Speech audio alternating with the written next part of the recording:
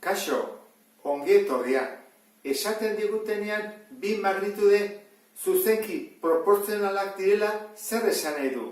Lehenengo gauza ulertu bat dugu zer den magnitudea. Magnitudea da neurtu daiteken propietate hori.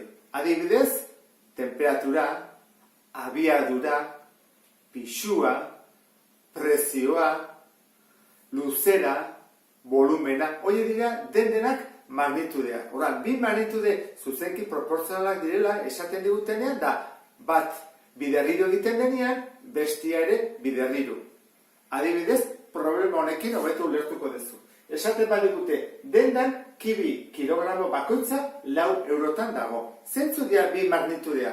Bat da pisua, kiloak, hau da, unitatea, kilotan, eta bestea, euroak, oizer da prezioa. Ordan, bi magnitudea dira pisua eta prezioa. Eta unitateak dira kilogramoak eta euroak. Bi magnitudeak zuzenki proportzionalak baldin badira, batek egiten badu biderbi, besteak ere egingo du biderbi. Orduan, kilo batek zenbat balio du? Esan digute, 4 euro balio duela.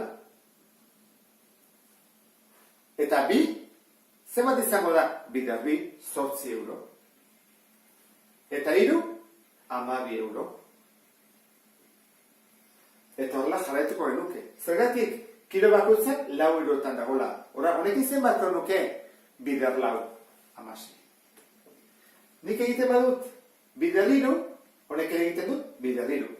Alderantziz, nik egiten badut adibidez zati 4, prezioak egingo du ere zati 4. Hoi da, zuzenki proportzionalak direnean. Orduan goazen ikustea, problema arrunta. Pentsa ezagun gu badakigula 3 kilok balio dula 12 euro. Zenbat balio dute 5 kilok? Horrean ego genuke horrela. Jartzen dugu goian magnitudea eta unitatea. Pisua kilogramotan eta prezioa eurotan.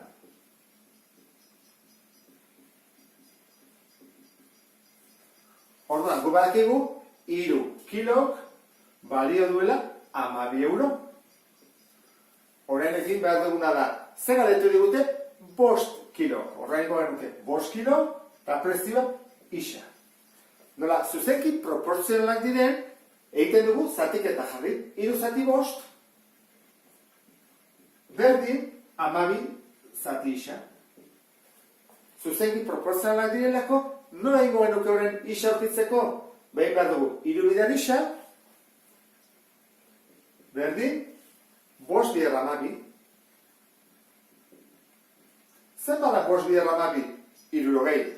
Orduan, isa da 60 eta bidertzen da zatitzen. Isa berdin 20. Orduan, zenbat balio du?